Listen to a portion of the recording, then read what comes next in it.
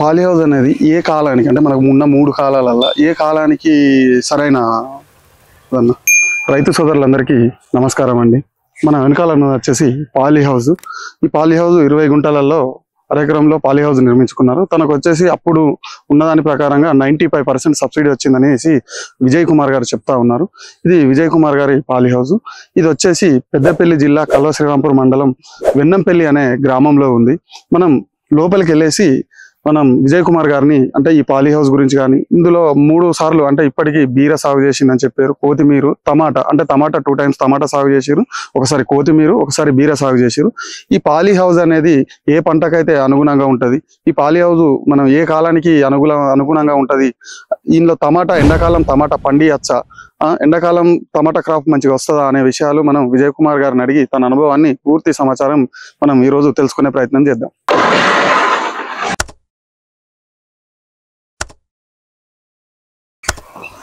నమస్తే అండి. నమస్కారం. మీరు పాలీ హౌస్ మెయింటైన్ చేయాలి ఎన్ని సంవత్సరాలు అవుతుంది? పాలీ హౌస్ కట్టుకోవాలి 2020 అండి. 2020 అంటే 4 years అవుతుంది. 4 years అవుతుంది. అంటే ఎంత ఖర్చు వచ్చిందన్న? ఇది గవర్నమెంట్ స్కీమ్ ద్వారా 95% సబ్సిడీ ద్వారా తీసుకున్నాం. 5% మనం కట్టుకోవాలి. డీడీ చేస్తే గవర్నమెంట్ కాదు, హార్టికల్చర్ డిపార్ట్మెంట్ వాళ్ళకి మనం డీడీ చేస్తే కట్టి వాళ్ళకి అప్పేస్తే వాళ్ళు మనకు కంపెనీతో టైప్ అయ్యి మనం కోరుకున్న కంపెనీకి ఓకే చేసుకొని వాళ్ళు కన్స్ట్రక్షన్ చేసి వాళ్ళే కట్టించేస్తారు. మనకు ఈ 5% ఎంత పడ్డది? ఒక 93,000 అవుతుంది. 93,000 అంటే మొత్తం కలిపితే ఎంత అయింది ఏమన్నా ఐడియా ఉన్నా? మొత్తం 93 ప్లస్ మళ్ళా ఇదంతా పైన మెటీరియల్ అంతా వాళ్ళే ఇస్తారు, వాళ్ళే అన్ని చేస్తారా. కింద మాత్రం మళ్ళీ మన సాయిల్ కరెక్ట్ లేకపోతే మనం సాయిల్ ఎక్స్ట్రా చేసుకోవాల్సి వస్తుంది. సాయిల్ పోయింది మొత్తం 2 lakhs అయింది. మొత్తం 2 lakhs అంటే 3 lakhs వరకు అయింది. 3 lakhs అన్న. ఇంతవరకు మీరు ఈ పాలీ హౌస్ లో ఎన్ని పంటల వరకు సాగు చేశారు అన్న? 3 పంటల దాకా వచ్చింది. 3 పంటల దాకా వచ్చి 3 పంటలు పండించారు. అంటే ఏమేమి పంటలు పండించారు? ఫస్ట్ బీర పెట్టిన, బీర మామూలు అది లోకల్ హైబ్రిడ్ వెరైటీస్ అవి పెట్టేసిన. బీర పెట్టిన తర్వాత దాని తర్వాత టమాటా పెట్టిన. టమాటా అప్పుడు టమాటా రాలేదు. అంటే విత్తన ప్రాబ్లం లేకపోతే దీని ప్రాబ్లం? అది ఏ ప్రాబ్లం అయిందో అని తెలియదు. టమాటా ఇందులో రాలేదు, అయిపోయింది. తర్వాత నెక్స్ట్ ఇక లాస్ట్ మొన్న వర్షాకాలం సీజన్ లో కొత్తిమీర పెట్టేసి కొత్తిమీర పెట్టినా అది కూడా కొంతవరకు వచ్చింది, కొంతవరకు అది కూడా రాలేదు. ఈసారి క్లియర్ గా చూద్దామని ఒకసారి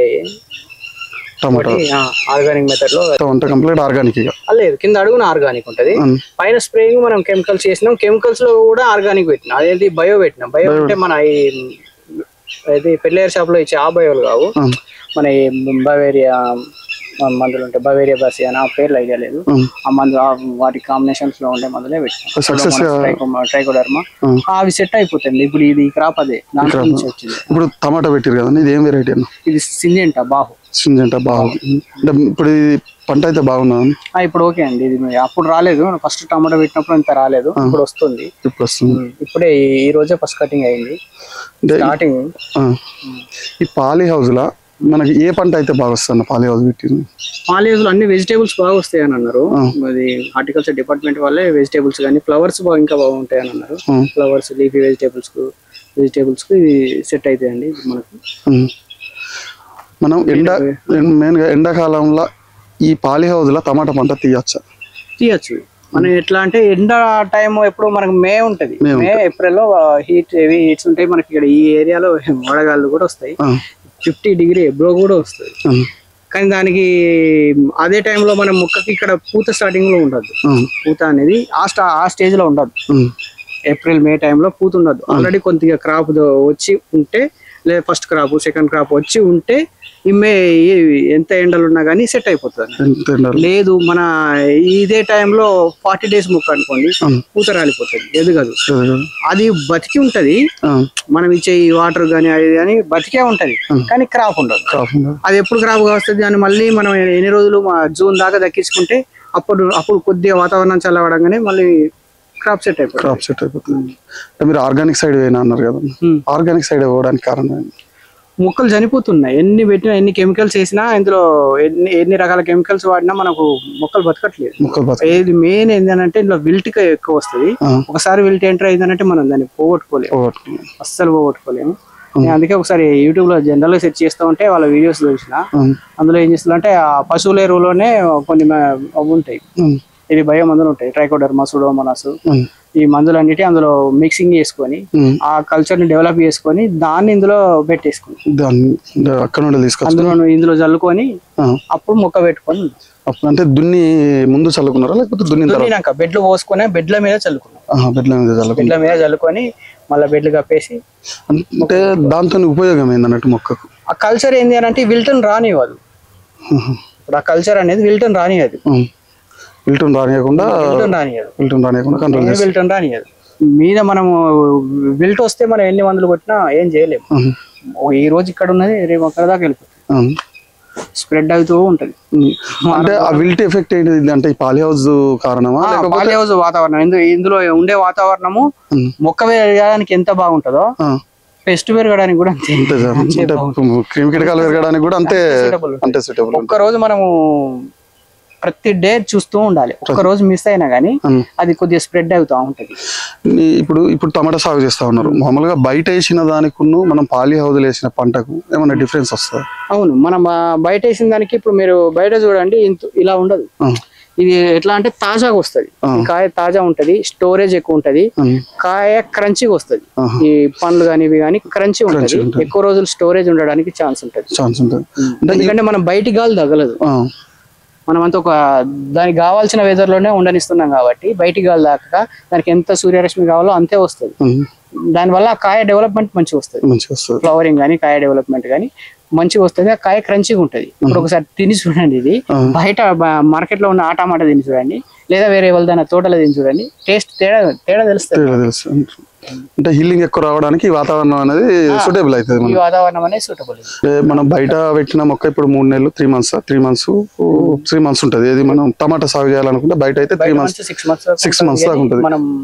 మెయింటెనెన్స్ బట్టి కొంచెం అటు ఇటు ఉంటుంది. అంటే మనం ఇప్పుడు దాంట్లో పెంచిన దానికన్నా దీంట్లో ఏమన్నా లాంగ్ టర్మ్ ఏమన్నా పంట తీసుకునే అవకాశాలు ఉంటాయి? దీంట్లో ఏంటంటే తొందరగా గ్రోతింగ్ వస్తుంది, గ్రోతింగ్ అనేది తొందర వస్తుంది, తొందర హీల్డింగ్ వస్తుంది, ఎక్కువ రోజులు ఉంటది. మనం ఇచ్చుకునే ఎరువులను కింద ఇచ్చిన మనం ఎరువులను బట్టి పైన స్ప్రేలను బట్టి మనం ఎక్కువ రోజులు వాడుకోవడానికి ఉంటుంది. ఎక్కువ రోజులు కాపాడుకోవడానికి ఎక్కువ రోజులు అంటే ఇప్పుడు దానికి దీనికి ఎంత తేడా వస్తుంది? బయట వేసిన దానికి 1-2 months తేడా ఉంటుంది. 1-2 months తేడా ఉంటుంది. ఒక 10-15 కటింగ్స్ తేడా వస్తుంది. 10-15 కటింగ్స్ తేడా వస్తుంది. ప్రజెంట్ ఇప్పుడు టమాటా రేటు ఎట్లున్నా?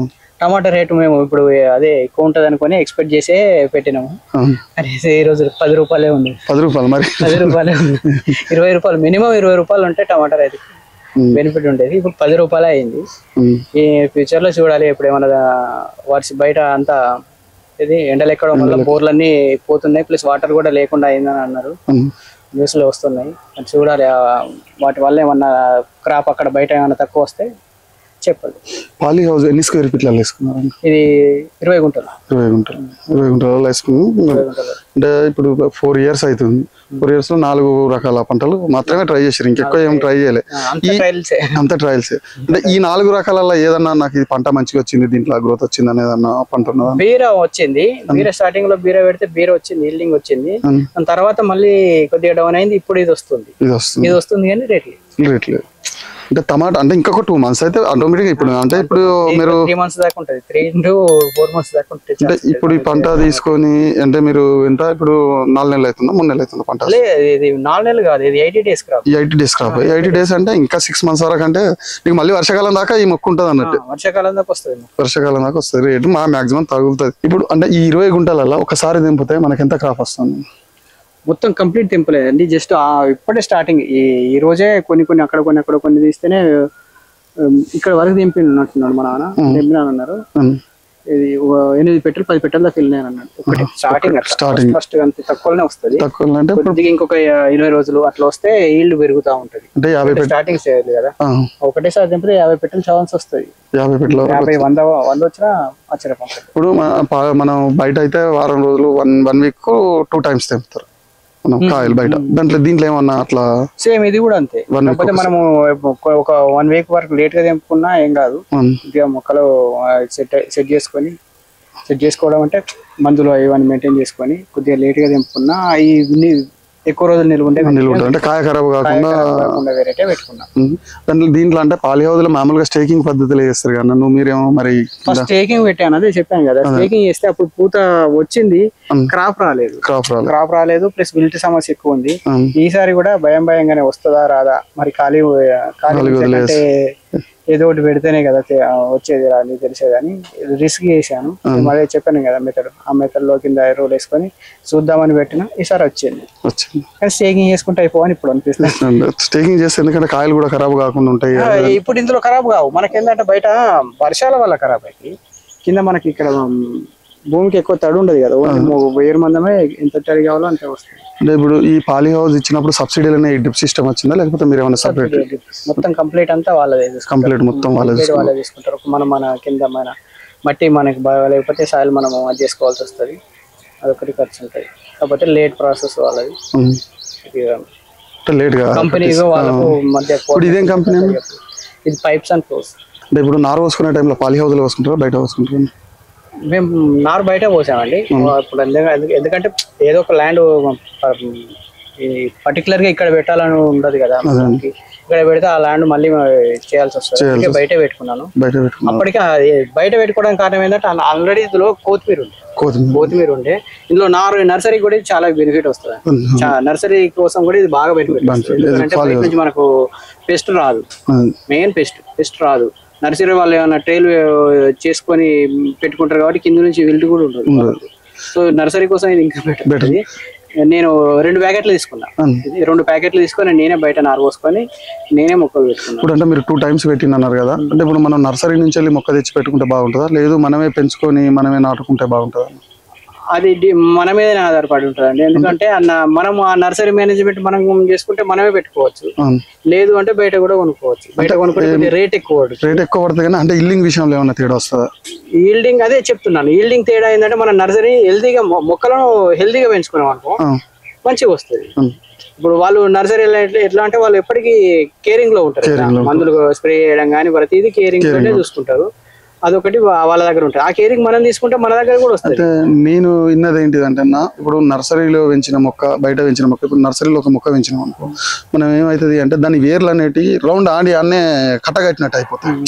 అదే మనం బయట నారు పోసుకొని పెంచుకుంటే దాని వేర్లు అనేవి బయటికి వెళ్ళిపోతాయి, ఇట్లా లాంగ్ వెళ్ళిపోతాయి. ప్లస్ మన వాతావరణంలో మనం పెంచినాం కాబట్టి తొందరగా గ్రోత్ వచ్చే అవకాశాలు ఉంటాయి మన వాతావరణంలో పెంచుకున్నది అని చెప్పేసి అన్నట్టు. నేను అంటే ఇప్పుడు మీ లెక్క ప్రకారంగా అయితే నర్సరీయే బెస్ట్ అంటారు. మన మీద ఆధారపడి ఉంటుంది, నర్సరీ బెటర్ అని చెప్పలేను. ఎందుకంటే అది ఒక రైతు ఇప్పుడు దాన్ని జాగ్రత్తగా చూసుకున్నాడు అనుకోండి, రైతు పెంచుకుంటారు. చాలా మంది రైతులు వాళ్ళే పెట్టుకుంటారు. నర్సరీ కోసం ఎందుకు వెళ్తారు అంటే వాటిని చూసుకునే టైం లేక వేరే ఇంకా ఉంటాయి కదా. ఇప్పుడు మాకు ఇంకా వేరే బయట ఉంది, ఆ పందిరి ఉంది, ఆ పందిరి కింద లేదా పొలాలకు చూడాలి, అటు చూడాలి ఇటు చూడాలి, వీటికి టైం కుదరకపోతే నర్సరీ చేయలేము. ఆ ప్యాకెట్లు వాళ్ళకి నర్సరీ వాళ్ళకి ఇచ్చేసి అది చేయడం కొద్దిగా రిస్క్ ఉంటుంది. మనం చేసుకుంటే కొద్దిగా రిస్క్ ఉంటుంది.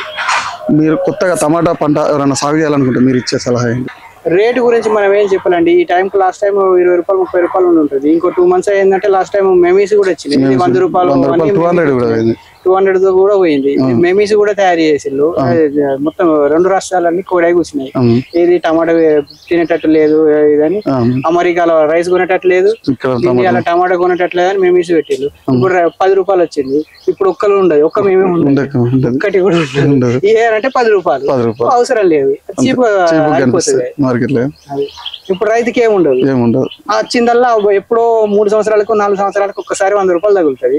దాని మీద మాత్రం అన్ని రకాల న్యూస్లు వస్తాయి, అన్ని పేపర్లు వస్తాయి. 10 రూపాయలు ఉన్నప్పుడు మాత్రం రైతు దగ్గరికి అది రారు. ఇప్పుడు ఈ 10 రూపాయలు వచ్చిందే లాస్ అనుకుంటే దీన్ని 5 రూపాయలుగా ఇవ్వరు. అంటే ఇప్పుడు టమాటా సాగుల రైతు నష్టపోకుండా ఉండాలంటే రేట్ ఎంత అయితే మనకు రైతుకు గిట్టుబాటు అవుతుంది? మినిమం 20 రూపాయలు, మినిమం 20-25 మీద ఉంటేనే గిట్టుబాటు ఉంటుంది. కానీ మరి 10 రూపాయలు అంటే తెంపిన కూలీలు కూడా రావు. ఇప్పుడు ఈ రోజు 10 క్వింటాలు తెంపితే ఎన్ని వస్తాయి? క్వింటాలు 1000 రూపాయలు, 10,000 రూపాయలు. కైకిళ్ళు ట్రాలీ దానికో 2-3 వేలు, వీళ్ళకో 2-3 వేలు, అన్ని 6,000 వీళ్ళకి పోయినాక మనకేమొస్తుంది? 1000 రూపాయలు. వాటర్ ఎట్లా ఇస్తూ ఉంటారు అంటే డ్రిప్ నుంచే 2-3 డేస్ కి ఒకసారి డ్రిప్ ద్వారా వాటర్ ఇవ్వడం, ఎరువులు కూడా డ్రిప్ ద్వారానే ఇవ్వడం. అంటే ఎరువులు కూడా అంటే మీరు మన పెస్టిసైడ్స్ మొత్తం కంప్లీట్ డ్రిప్ ఇస్తాం. అది ఫెర్టిలైజర్ అంతా డ్రిప్ తోటే వాటర్ సాల్యుబుల్ ఫెర్టిలైజర్ ఉంటాయి వాటిని తీసేసుకొని డ్రిప్ లో ఇవ్వడమే. ఎందుకంటే దీన్ని మనం చేతితోటి వేయలేము, చేతితోటి వేసినా తీసుకోదు. తొందరగా తీసుకోవాలంటే డ్రిప్ మందులే ఉండాలి. డ్రిప్ ఉన్నప్పుడు డ్రిప్ మందులు వాడడమే బెటర్. పాలీ హౌస్ అనేది ఏ కాలానికి అంటే మనకు ఉన్న 3 కాలాలల్లో ఏ కాలానికి సరైన పాలీ హౌస్ కాన్సెప్టే మెయిన్ 360 రోజులు క్రాప్ ఉండడం కోసం అనేది పాలీ హౌస్ క్రాప్ అండి. ఇది హెవీ ఎండలు వచ్చినప్పుడు కూడా ఎండల నుంచి రక్షణ కోసము పాలీ హౌస్ ఉపయోగపడుతుంది. వర్షాకాలం ఏంటి అంటే వర్షాకాలం కూడా ఏ క్రాప్ అయినా వస్తుంది, నష్టం ఏడ జరుగుతుంది. వర్షం అనేది పూతను గాని పిందెను గాని నష్టం చేస్తుంది, మొక్కను కూడా నష్టం చేస్తుంది. దాని వల్ల నష్టం అయిపోతుంది. చలి వల్ల కూడా మొక్క ఎదగకుండా పోతుంది. హెవీ మనకి ఇక్కడ ఉండే చలికి మొక్క ఎదగకుండా పోతుంది. ఈ చలికాలంలో ఇందులో వేడి ఉంటుంది. ఇందులో నార్మల్ టెంపరేచర్ కంటే 5 degrees ఎక్కువ ఉంటుంది. ఎండాకాలంలో కూడా ఉన్నా గానీ మనం షేడ్ నెట్ ద్వారా కొద్దిగా సెట్ అయిపోతుంది. ప్లస్ ఇందులో ఫాగర్స్ ఉంటాయి, కొద్దిగా మాయిశ్చర్ అనేది సెట్ చేసుకుంటుంది. ఇందులో మాయిశ్చర్ మాత్రం తేమ శాతం వల్ల కొద్దిగా ఎండలు ఉన్నా గానీ ఎఫెక్ట్ ఉండదు. మరొక వ్యవసాయ సంబంధిత వీడియోతోని మళ్ళీ వెళ్దాం. అంతవరకు ధన్యవాదాలు.